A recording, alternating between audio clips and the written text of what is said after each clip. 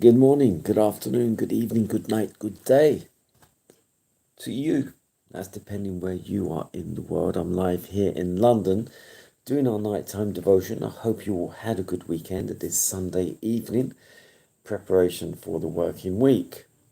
We're reading from the devotional Conflict and Courage. The title today, Result of Insanity. 1 Samuel 22 verse 16. And the king said, Thou shalt surely die, Ahimelech, thou and all thy father's house.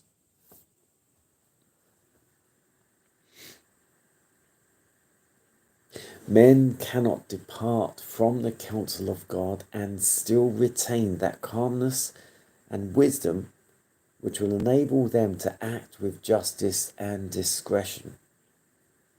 There's no insanity so dreadful, so hopeless as that of following human wisdom, unguided by the wisdom of God.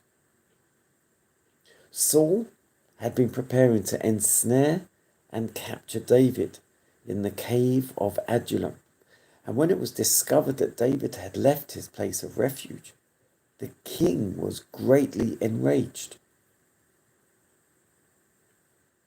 The flight of David was a mystery to Saul. He could account for it only by the belief that there had been traitors in his camp who had informed the son of Jesse of his proximity and design. He affirmed to his counselors that a conspiracy had been formed against him, and with the offer of rich gifts and positions of honor, he bribed them to reveal who among his people had befriended David. Doeg the Edomite turned informer. Moved by ambition and avarice, and by hatred of the priest, who had reproved his sins, Doeg reported David's visit to Ahimelech, representing the matter in such a light as to kindle Saul's anger against the man of God. The words of that mischievous tongue, set on fire of hell, stirred up the worst passions in Saul's heart. Maddened with rage, he declared that the whole family of the priest should perish, and the terrible decree was executed. Not only Ahimelech, but the members of his father's house were slain at the king's command by the murderous hand of Doeg. This is what Saul could do under the control of Satan. When God had said that the iniquity of the Amalekites was full and had commanded him to destroy them utterly, he thought himself too compassionate to execute the divine sentence, and he spared that which was devoted to destruction. But now, without a command from God, under the guidance of Satan, he could slay the priests of the Lord and bring ruin upon the inhabitants of Nob. Such is the perversity of the human heart that has refused the guidance of God.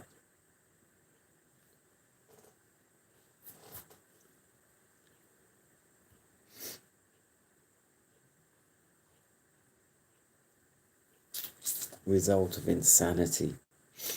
So this is result of insanity is referring to Saul's insane actions. As a result, he turned from God and basically allowed Satan to guide him and be his God, so to speak. Because Satan was so angry that God had gone to David instead of him. And he was still king. Saul was so angry. He allowed Satan. Anger is sinful anyway. And once you become angry, you lose control of yourself. Sometimes not so badly, sometimes uncontrollably. But either way, you lose complete control. You might still have some, but you lose complete control when you're angry.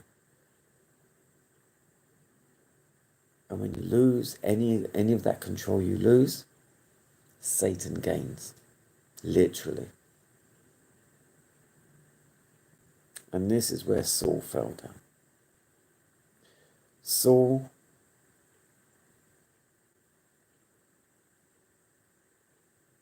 was never close to God, but God gave him the benefit of the doubt, so to speak. He knew. But it was a test, and he failed it miserably. And the people found out the hard way.